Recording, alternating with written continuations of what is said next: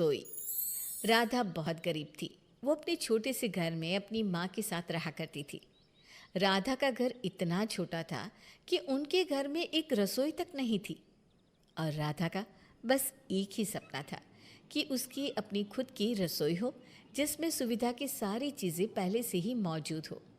ऐसे ही एक दिन राधा मिट्टी के चूल्हे पर खाना बना रही होती है और खाना बनाते हुए एक गहरी सोच में डूब जाती है। न जाने मेरी शादी कहाँ होगी, कैसे घर में होगी। पर हे भगवान, मेरी शादी ऐसे घर में हो जिस घर में एक अच्छा सा रसोई हो ताकि मुझे मिट्टी के चूल्हे पर खाना ना बनाना पड़े। राधा गहरी सोच में डूबी थी कि तभी उसकी माँ जंगल से कुछ लकड़ियाँ लेकर आती है और उसे इस तरह सोच में डूबा हुआ देखकर कहती है, राधा बिटिया, तो किस सोच में डूबी हुई है? देख तो बेटा, सब्जी जल रही है। क्या सब्जी जल गई? मैं तो बस मजाक कर रही थी। ये बता, तो किस सोच में डूबी हुई थी बेटा? कुछ नहीं माँ, बस ऐसे ही। तू अपनी माँ को नहीं बताना चाहती तो मत बता, पर मैं तुझे कुछ बताना चाहती हूँ। तेरी मौसी ने अर्नव नाम के एक लड़के से तेरी शादी की बात की है। उनके परिवार वालों को तो बहुत पसंद है। मैं सोच रही हूँ कि इसी साल तेरे हाथ पीले करा दूँ। क्योंकि राधा और उसकी माँ बहुत गरीब थे और उन लोगों की इतनी हैसियत नहीं थी कि वो दहेज दे सके, इसलिए राधा की माँ उसकी शादी एक मिडिल क्लास घर में ही करवाती है। शादी होने के बाद जब राधा अपना ससुराल देखती है तो उसे अपनी गरीबी पर बहुत दुख होता है। हे भगवान, तुमने क्या लिखा है मेरी किस्मत में। जैसे मैं अपने मायके में गरीब थी वैसे ही ससुराल में भी। पर मुझे एक बात की खुशी भी है, भले ही छोटा सा सही, पर मेरे ससुराल में रसोई तो है। पर मैं चाहती थी कि मेरी अपनी रसोई हो जिसमें ज़रूरत की सारी चीज़ें हो। बेचारी राधा अब कर भी क्या सकती थी। वो अपने हालातों से समझौता कर लेती है। पर राधा की जेठानी तारा राधा को एक फूटी आंख नहीं पसंद करती, क्योंकि राधा उससे काफ़ी सुंदर थी और जब से राधा घर में आई थी बस उसी की तारीफ हो रही थी। अभी तो इस राधा को आए सिर्फ 2 दिन हुए हैं और अभी से ही सारे घर वालों ने इसे सर पर चढ़ा लिया है।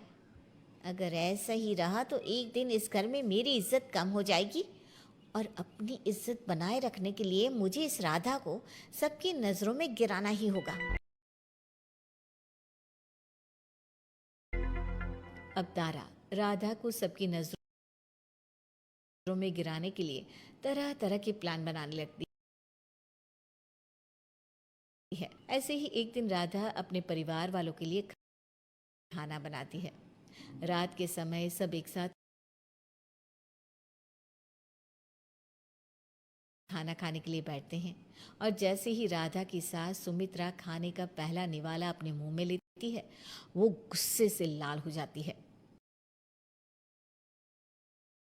राधा बहू, तेरी माँ ने तुझे खाना बनाना नहीं सिखाया क्या? क्या हुआ माँ जी, मुझसे कोई गलती हो गई है क्या? यह तो मैं नहीं जानती कि तुझसे गलती हुई है या हरकत तूने जानबूझकर की है। आज तेरी वजह से एक समय का खाना बर्बाद हो रहा है। तूने सब्जी में नमक के बजाय चीनी डाली हुई है। माँ जी, तारा को घर आए अभी 2 ही तो दिन हुए हैं और इन 2 ही दिन में आपने इसे अपने सर पर चढ़ा लिया है। अब सर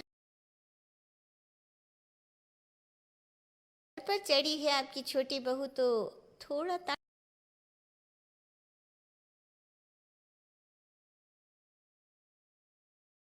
तो करेगी ही ना। नहीं दीदी,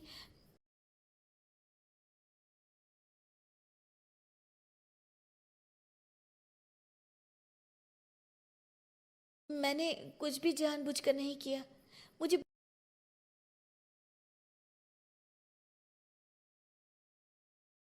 बहुत अच्छे से याद है, मैंने सब्जी में बराबर से नमक डाला था और मुझे खाना बनाना बहुत अच्छे से आता है। पर समझ में नहीं आ रहा कि सब्जी में नमक के बजाय चीनी कैसे आ गई। देवरानी जी, कभी भी कोई चोर ये नहीं कहता कि मैंने चोरी की है। उसी तरह से तुम भी अपनी गलती थोड़ी ना मानोगी। बड़ी बहू, अभी मैं यहाँ हूँ, इसलिए तुम्हें छोटी बहू को सुनाने का कोई हक नहीं है। और छोटी बहू, आज तो मैं तुम्हें माफ़ कर रही हूँ, पर आगे से ये गलती दोबारा नहीं होनी चाहिए। तुम्हारी इस छोटी सी गलती की वजह से एक समय का खाना बर्बाद हो रहा है, और हम इतने अमीर नहीं कि जो रोज़ रोज़ खाने को बर्बाद करें। इस तरह से सुमित्रा राधा को एक आखिरी वार्निंग देकर चली जाती है। बेचारी राधा को तो समझ में ही नहीं आता कि आखिर खाने में नमक की जगह चीनी कहाँ से आई। पर राधा पुरानी सारी बातों को भूल जाती है और अगली रात जब फिर राधा खाना बनाती है तो तारा उसकी गैर मौजूदगी में रसोई में जाकर खाने में नमक मिर्च भर देती है। माँ जी, आज तो मैंने खाना बनने के बाद सबसे पहले खुद टेस्ट किया है। आज खाने में किसी भी तरह की कोई कमी नहीं है। फिर तो बहुत अच्छी बात है बहू। इतना बोलकर जैसे ही सुमित्रा खाना खाती है तो उसकी जीभ जलने लगती है और इस बार सुमित्रा का गुस्सा 7वें आसमान पर पहुंच जाता है। बहू, आज तो तुमने हद ही कर दी। तुमने ठान लिया है क्या हमें बर्बाद करने का? लग रहा है अगर हम इस तरह का खाना रोज रोज खाते रहे तो बहुत जल्द हम हॉस्पिटल पहुंच जाएंगे। पर माँ जी, आज तो खाना बिल्कुल सही बना है। अगर खाना सही बना है तो मैं तुम्हें सजा देती हूँ कि आज का सारा खाना तुम अकेले खत्म करोगी। सुमित्रा राधा को डांट कर चली जाती है और तारा भी मुस्कुराकर वहां से चली जाती है। राधा को अब भी समझ में नहीं आता कि आखिर ऐसा क्या हुआ कि सुमित्रा उसके ऊपर इतनी भड़क उठी। अब जैसे ही राधा खाना खाती है तो उसे पता चल जाता है कि आखिर क्या वजह थी जो सुमित्रा ने उसे डांटा। खाने में कितना सारा नमक और मसाला भरा हुआ है, पर मैंने तो खाना बिल्कुल सही बनाया था। फिर खाने में इतना नमक मसाला कैसे आ गया?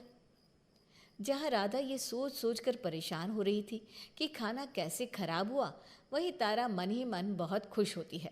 बस एक दिन और फिर मेरी प्यारी देवरानी इस घर से बाहर, और फिर से मैं इस घर की प्यारी बहू बन जाऊंगी।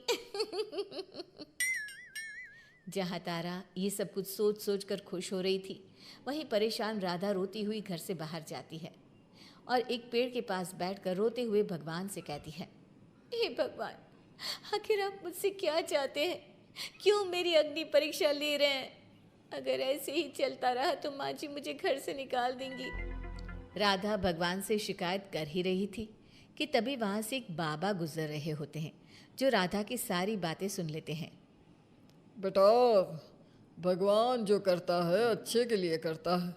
तुम्हें तो भगवान का शुक्रिया अदा करना चाहिए। ये राख तुम अपने पास रख लो और अपनी रसोई में छिड़क देना, जिसके बाद तुम्हारी रसोई जादुई हो जाएगी और तुम जो भी खाना बनाओगी वो स्वादिष्ट ही होगा। और जिस किसी ने भी तुम्हारे साथ यह नीच हरकत करी है उसे उसके किए की सज़ा मिल जाएगी। अब राधा राख लेकर घर जाती है और पूरे रसोई में छिड़क देती है, जिसके बाद राधा की रसोई जादुई हो जाती है, बिल्कुल वैसी ही जैसे राधा चाहती थी।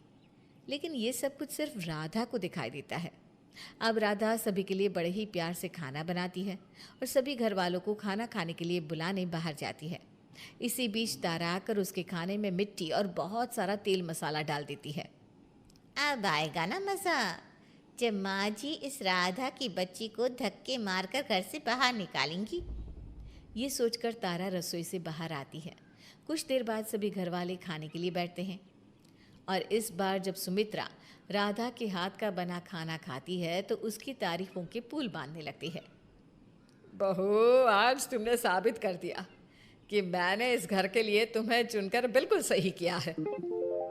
आज आपको मेरे हाथों का खाना अच्छा लगा, ये सुनकर मुझे बहुत अच्छा लग रहा है। माँ जी मुझे माफ़ कर देना, पिछले कुछ दिनों से मुझसे जो गलतियाँ हो रही थी। ये सब देखकर तारा को कुछ हजम नहीं होता और वो खाने को टेस्ट करती है। छी, ये कोई खाना है? बड़ी बहू, यह क्या तरीका है? तुम खाने का अपमान कर रही हो। आज छोटी बहू ने इतना अच्छा खाना बनाया है और तुम ऐसे नाटक कर रही हो मानो जैसे उसने बहुत गंदा खाना बनाया हो। पर माँ जी सच में ये खाना गंदा ही है, मुझसे नहीं खाया जा रहा ये खाना। मुझे समझ में नहीं आ रहा कि आपको इतना बकवास खाना अच्छा कैसे लग रहा है। मैं खाने का और अपमान नहीं सह सकती। अगर तुमने इस खाने को शांति से नहीं खाया तो मैं तुम्हें सजा के तौर पर 2 रात के लिए घर से बाहर निकाल दूंगी। इस तरह से सुमित्रा खाना खाकर चली जाती है और तारा की ऐसी हालत देखकर राधा को समझ में आ जाता है कि इन सब के पीछे तारा का हाथ था। तो वहीं दूसरी ओर बार बार तारा रसोई में जाकर खाने को खराब करने की कोशिश करती, पर हर बार उसकी चालाकी उल्टी पड़ जाती और अब वो राधा को परेशान करना छोड़ देती है। राधा अपनी जादुई रसोई की मदद से सभी घर वालों का दिल जीत लेती। अगर आपको हमारा ये वीडियो पसंद आया हो तो इसे लाइक करके अपने दोस्तों के साथ जरूर शेयर करें। हमारे इस चैनल को सब्सक्राइब कर लीजिए, जिससे कि आपको हमारे इसी तरह के रोचक और पौराणिक वीडियोस हमेशा देखने को मिलते रहेंगे।